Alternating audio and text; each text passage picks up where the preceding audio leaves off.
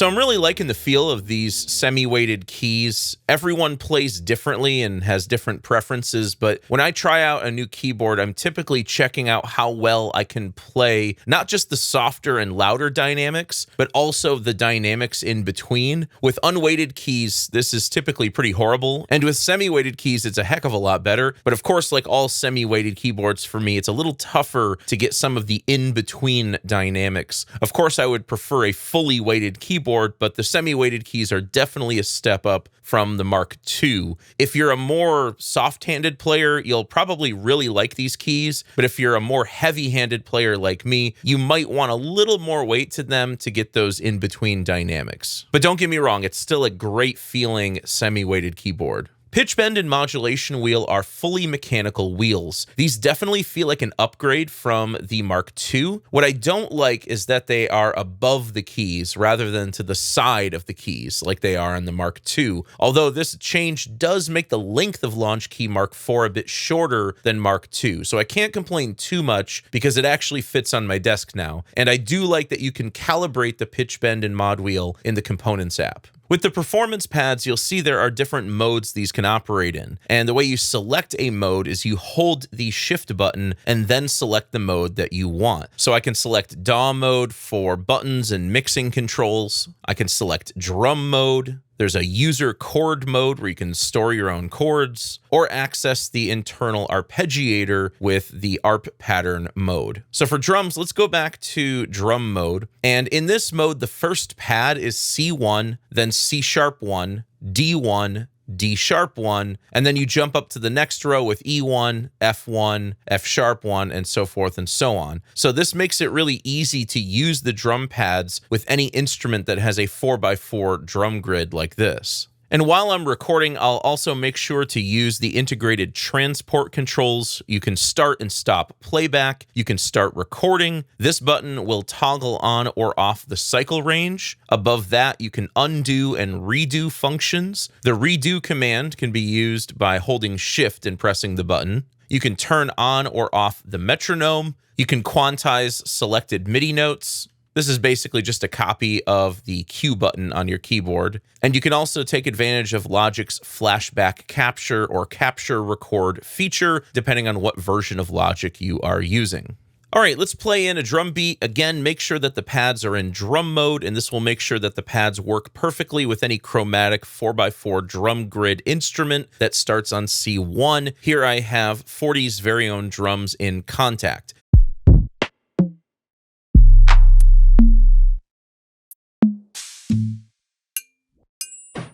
But if you are a drum machine designer user, you'll notice that the pads are not mapped in the same way.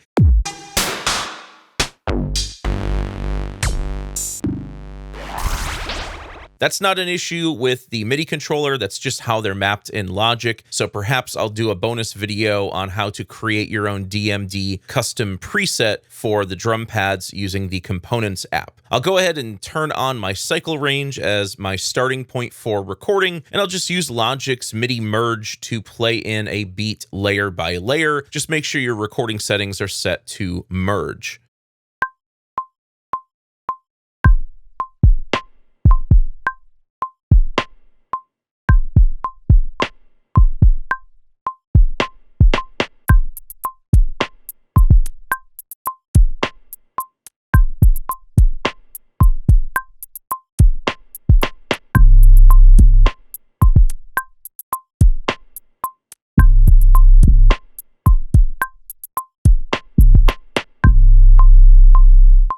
And then I can use the quantize button to quantize all of the selected MIDI notes to the selected quantization value. So we will use DAW mode for the performance pads later when I demonstrate how to use everything as a control surface. But next, let's check out the user chord mode. So I'll hold shift and select that pad to load up that mode. And what this does is it allows you to save up to 16 custom chords on the pads. So I've got 5 of them here already.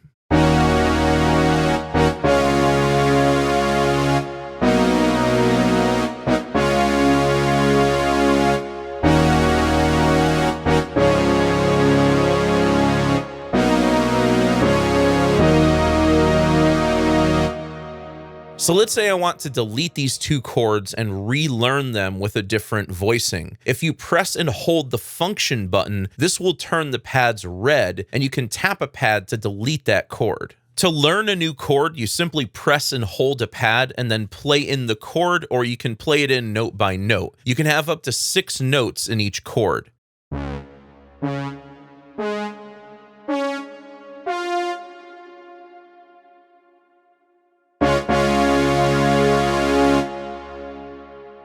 So there's a D flat chord. Let's do an E flat minor.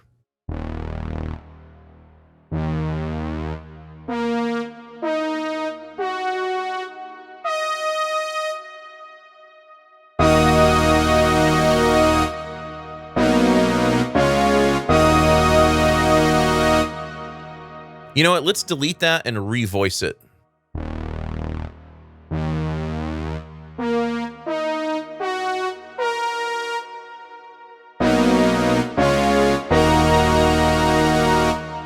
And then you can record in your chords just like any other MIDI performance.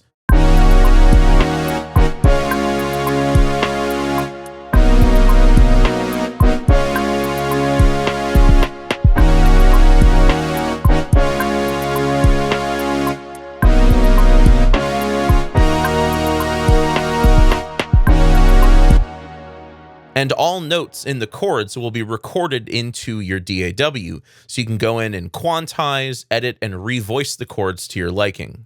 In addition to being velocity sensitive, the performance pads also support Aftertouch. With Aftertouch, you can play a pad, and then while holding the pad, you can press harder or softer to modulate an instrument. Here, I'm modulating a filter cutoff with Aftertouch.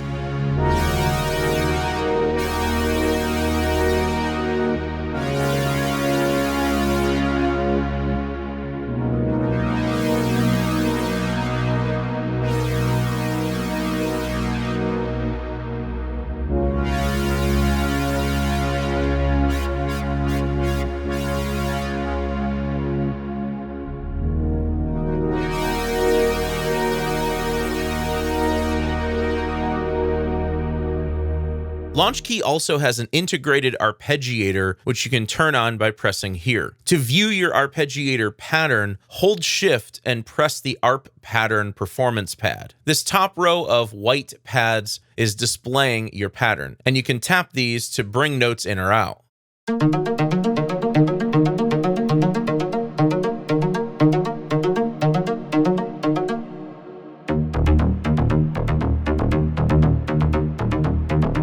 While using the arpeggiator, the rotary encoders control various parameters of the arpeggiator. The first knob controls the tempo of the arpeggiator. Let's slow this down a bit. You can add swing to the pattern, adjust the rate of the arpeggiator, straight or triplet values,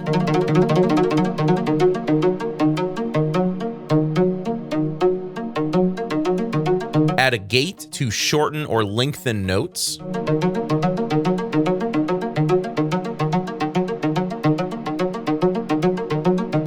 choose your direction, up, down, or up and down,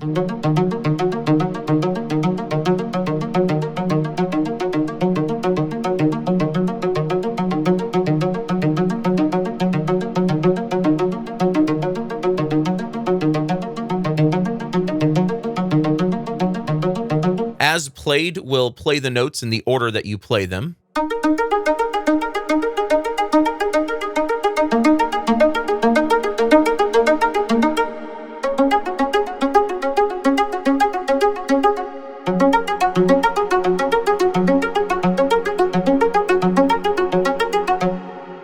You can play notes at random.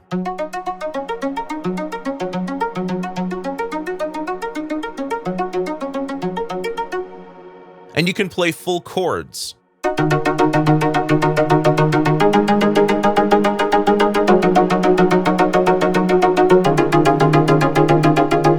There's even a really cool strum mode where you can control the strum arpeggiation with the mod wheel.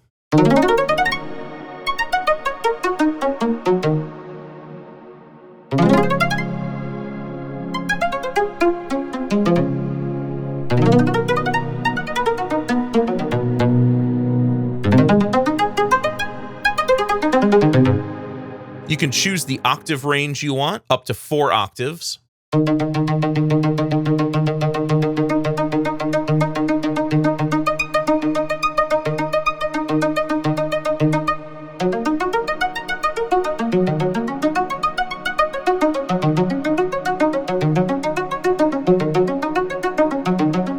And the mutate knob adds variations to your arpeggiator. The more you turn the knob, the less subtle the variation.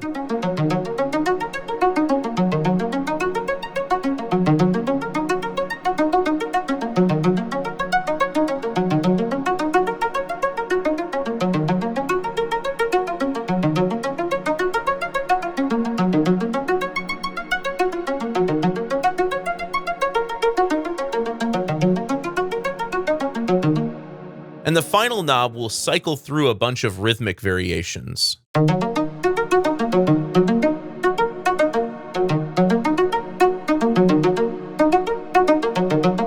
The function button also allows you to add accents on the bottom row.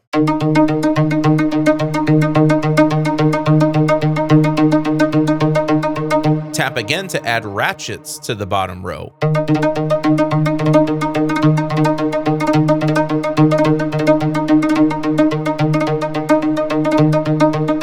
These are basically step repeats. Tap again and you can also tie the steps. And if you want to free up your hands to adjust the arpeggiator in real time, you can hold Shift and press the arpeggiator button again to turn on latch mode.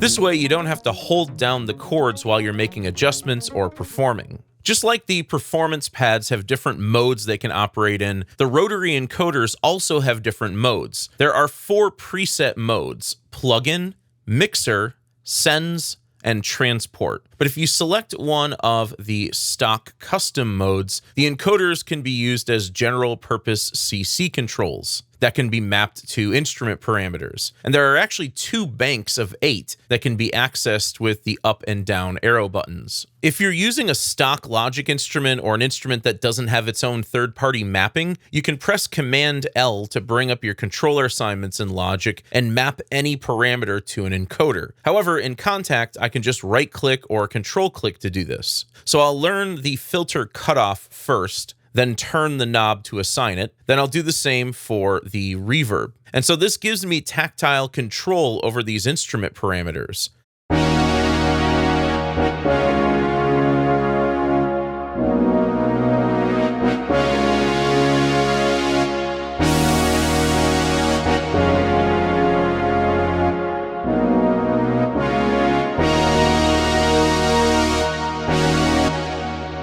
Because these are CCs, you don't have to turn on real-time automation or anything like that. Just hit record and turn the knobs to record the CC automation.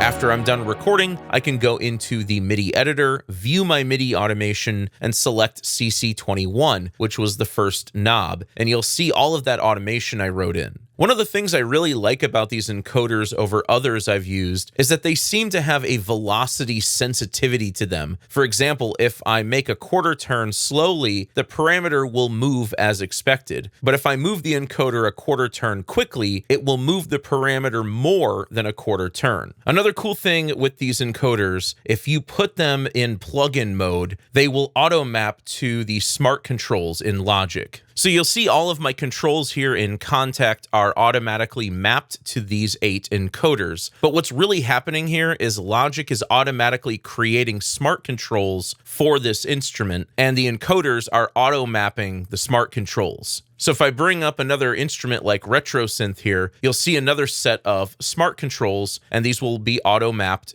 to the encoders. And this will work for any track that you have selected. If you have an audio track with a compressor on it, this will work the same for effects as well. Whatever smart controls you have mapped, Launchkey will learn them. Okay, next up, let's go through the other 3 encoder modes: mixer, sends, and transport. In fact, let's start with transport just because it's the simplest. With the encoders in transport mode, you can use the first knob as a scrub function so you can navigate around in your project. The second knob is a zoom in or zoom out function. It's horizontal zoom only. The third and fourth knobs adjust the range of the cycle range, or the locators, so you can adjust the left and right locator position with these. And the fifth knob allows you to navigate through your project by the markers. And the 3 knobs on the right are not used in Logic. Let's go ahead and go to mixer mode. In mixer mode, you can use the encoders to control volume, pan, or EQ parameters, and you can select which by using the up and down arrows here. So let's put this in volume mode, and you can see here I'm controlling the volume of each of those tracks. And if I want to select a different track, I can use the track selection in the center here to move over, or I can hold Shift and press these to bank left and right by 8 channels at a time. So now I'm on a new bank of 8, and I can control the volume here as well. Now, typically I'm going to use the faders for volume control, not encoders. So let's press down, and this will allow me to adjust the pan of each of these channels in this bank of 8. And again, if I hold Shift and press back, I can go over to this other bank of 8 and control the pan there as well. Now, there is a function in here to control EQ. If I press down one more time, that's going to add an EQ if you don't already have an EQ on that track, and it's going to open up the EQ. With these 8 encoders, you can control the low shelf, this low mid band, this high mid band, and the high shelf. You cannot control the Q or bandwidth of any of the bands or shelves, but you can control the frequency and gain. So the first 2 knobs control the frequency of the low shelf and the gain of the low shelf. The second 2 knobs control the frequency of the mid-low band and the gain of the mid-low band. Let's go ahead and just make that a little less of a narrow band there. We'll do the same thing over here. The next 2 control the frequency of the high mid and the gain of the high mid band.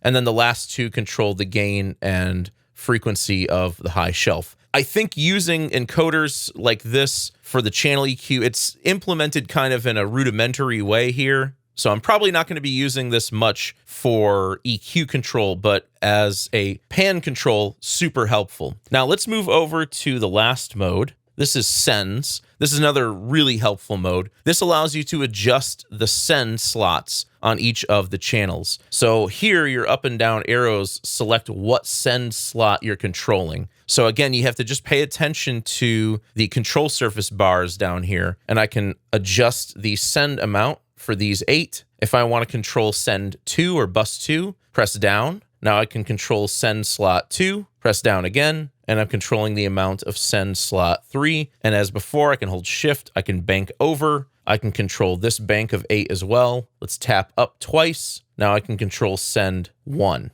So those are the encoder modes. Next up, let's talk about using Launchkey as an all-in-one mixing control surface using the encoders, the performance pads, and the volume faders. So earlier I said for mixing, I like to use the encoders either in mixer or sends mode. I'm going to go ahead and use it in mixer mode, and then I'll make sure I press down here so I'm using it for pans. For the performance pads, I'm going to load this up in DAW mode. And what this is going to give you is track selection on the top row here and record enable on the bottom. However, I don't really need record enable because we're going to have record enable over here. So I'm going to go ahead and unarm that track, and I'm going to press the down arrow here. And now what I have are solos and mutes. So I can solo and mute any bank of 8. Let's mute these 4, let's solo these 2, and let's mute these 2. So this gives you mute and solo buttons right here at your fingertips. I think I prefer using that over the track selection and record enable.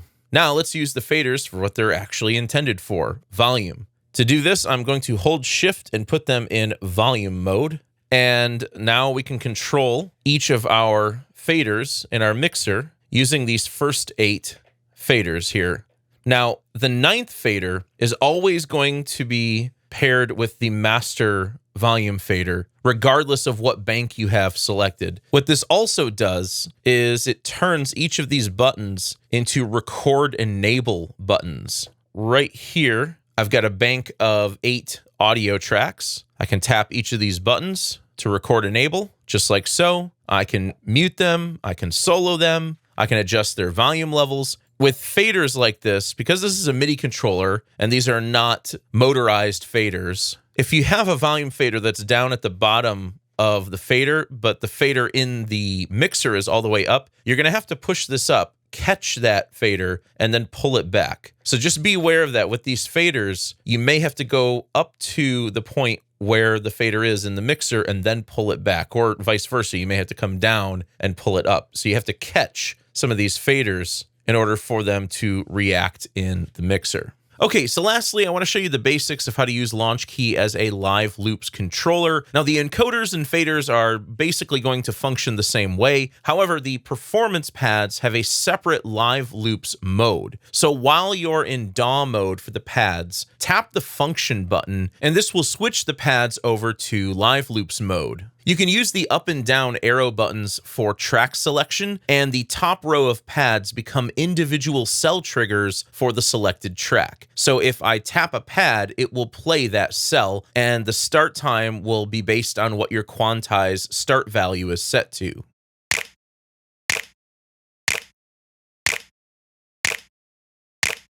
And I can tap that pad again to stop the cell. And the bottom row become your scene triggers. Let's start up scene 2 here, and I'll trigger a few more after that.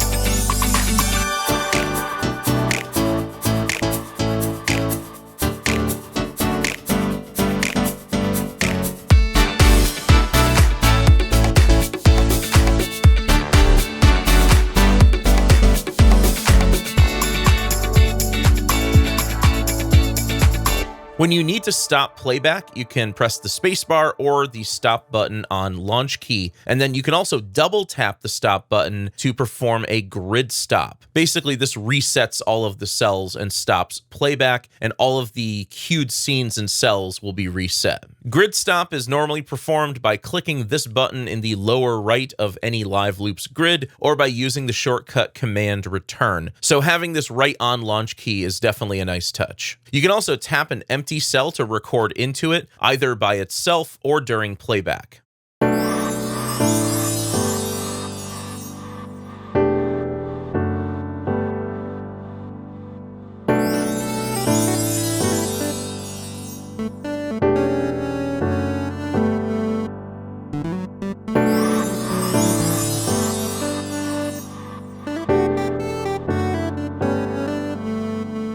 So that's a quick flyover of the live loops functionality. There is a lot you can do with this in regards to live loops, but I'd need to do an entire video on that, so I'll just leave it there.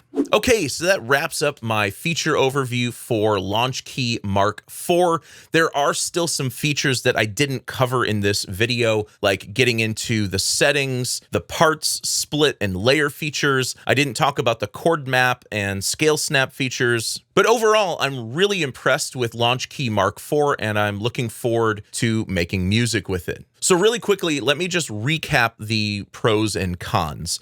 So to start, I love the fact that I can use this as a MIDI controller, and then with a couple of button presses, I can put it over into a mode where it acts more like a control surface for mixing. So I love that sort of dual functionality. The control surface functionality is great. It's fully integrated after you install the specific script for your DAW. So you're not constantly having to map and remap controls like you would with a standard MIDI controller. The semi-weighted keys are definitely a step up from the Mark II, and they feel really good. The sort of dynamic velocity sensitivity on the encoders is really a nice touch as well. And I also like the updated knobs for the encoders. I always found the knobs on the Mark II to kind of get in the way and get accidentally bumped. This doesn't seem to happen on the Mark IV. The faders feel a lot smoother than the Mark II. The performance pads feel a lot less spongy than the Mark II. And of course, all of the new features that the Mark II didn't have, the built-in arpeggiator and the ability to store your own user chords. I do have a few minor criticisms, albeit none of these are really deal breakers. The first is I like the semi-weighted keys a lot, I really do, but I'd like to have a little bit more weight in those keys. That's just a personal thing. But if you upgraded the keys, I'm sure that the price would go up. And to be fair, you can adjust the velocity response curve for both the keys and pads in the settings. And while I do like the smaller form factor, I don't like that the pitch bend and mod wheel are above the keys rather than to the left of the keys. I also would prefer to have the octave buttons closer to the mod wheel and pitch bend as well. And this is kind of like a have your cake and eat it too situation where, you know, I'm happy that the smaller form factor allows me to put this on my desk. But at the same time, if I were a live performer, I'm not really going to like the pitch bend and mod wheel above the keys. I feel like I'm going to bump into the lower keys when I reach for those controls. And my third criticism, again, a minor one, is I wish the plugin auto mapping integration was a little better. It seems a little basic right now. You know, with the channel EQ, you could only control the gain and frequency of 4 of the bands in the channel EQ. There's actually 6 bands plus 2 filters in that EQ. So I envision something where I can pull up the encoders in like EQ mode, and the whole row of 8 encoders can control the frequency of all 6 bands plus the filters. Then I can bank down to another slot, and now I'm controlling the gain of each of the bands and filters. And then I bank down another slot, and now I'm controlling the Q and slope of all of those bands and filters. So I think there might be a better way to implement this in the software.